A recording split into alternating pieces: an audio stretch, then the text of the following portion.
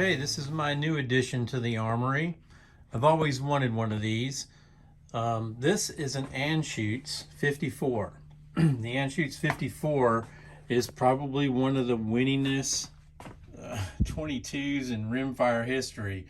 This particular one probably was responsible for putting the Winchester 52 out of that. One of the nice things about this one, this is one of the ones with the double set trigger, which they call the 5018 trigger. And this is probably the model. They had a Winchester, they had a Anschutz 54 that was called the 1907, which had a smaller barrel. This is probably the 1913 where they went to the thicker barrel, and then I think there was another change in 2013. This particular Anschutz was made in 1966, and on right somewhere in about there, I think it says 66 is where you can actually tell the date they stamp it on it. These guns are usually pretty pricey, and I haven't been able to acquire one because I'm cheap. And so I got this one for $700 in an auction. I don't know how it shoots yet, and we're going to find out today. I just popped this Athlon scope on it, a 6x24 power. The Athlon scope for the money is a really good scope, but I will tell you they're not great in low light condition. This particular one is the Talos. I prefer the Crimson Trace ones, but for what I'm going to be doing around here, this will be fine. So I'm really excited about this. So we're going to take it out and we're going to see how it shoots, what kind of groups it can do. Okay. All right. So I know, wow, it says it's recording. I know that it's boring to shoot paper because you can't see it. So I'm going to shoot some water bottles that are up there. I just got the scope put in, and let's just see what we can do.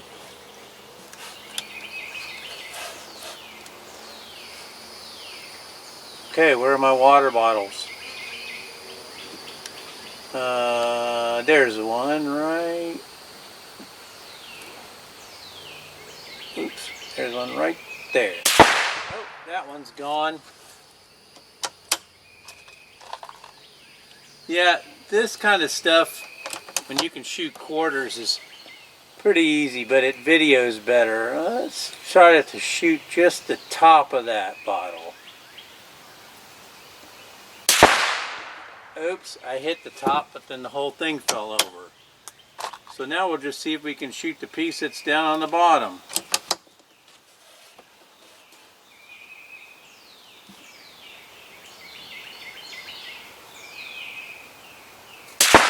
Oh yeah, that's pretty easy to do.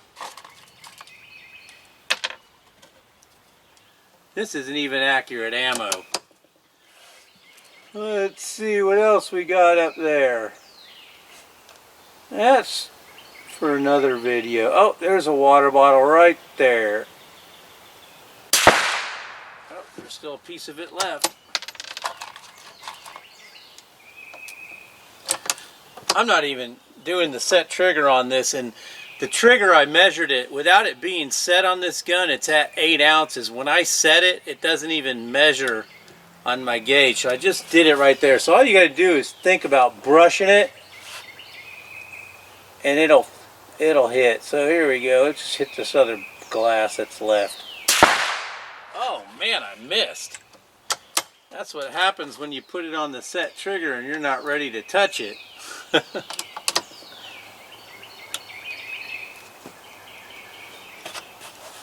Let's try it again.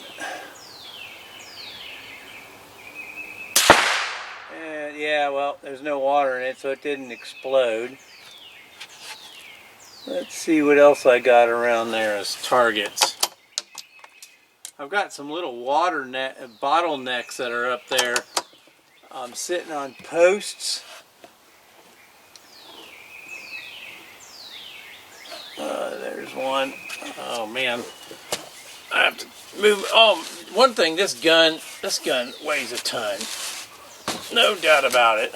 Let's see what we can do on, there's a water neck right there, a bottleneck.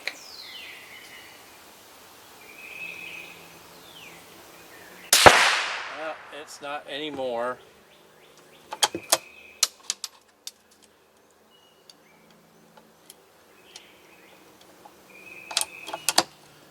And I think I got one more left. Let's do this one with the trigger. When I don't set the trigger's got it's got a little bit of pull, but when I set the trigger on this thing, holy cow, I tell you, it's a there's another one right there.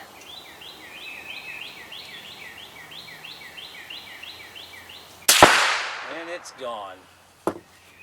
Anyways, the Anschutz 54. What an amazing gun. This one, like I said, is from 1966. And the barrel doesn't appear to be shot out. So I got lucky. Anyways, I enjoy shooting with y'all. Be safe. And we'll see you on the next episode of Low Budget Shooting. Thanks. So, the Anschutz 54, when I shot it, I wasn't really happy with the group, so I used these bullets, the Remington right here, and I believe they're 36 grain, I can't remember, but this was the first thing that I did, is I shot and I got this kind of grouping at 50 yards, which for an Anschutz 54, that's not really competition ready. But you got to understand, the gun was made in 1966, and it is a competition gun, and while 22s typically don't get shot out, it's possible with this one that over all those years, I mean, the gun's 56 years old, that's the reason why somebody was selling it in an auction. So I brought it in here and I looked down the barrel, and the barrel looked like crud. It was just really filthy. So today I took it back out, and this that you see right here is also with the Remington, and yeah, they are 36 grain. And I got this kind of group at 50 yards again, which I wasn't really happy with. So what I did is I bought some other ammo, and I got these Winchesters right here, which are also 36 grain. And then and now on this group, I've cleaned the barrel from that group that I had the other day, and so this is the group that the Winchester shot, which that I'm pretty pleased with for a 56-year-old gun. I didn't make an adjustment to the scope. I just wanted to keep these. I was aiming at the X, and that's where they were hitting.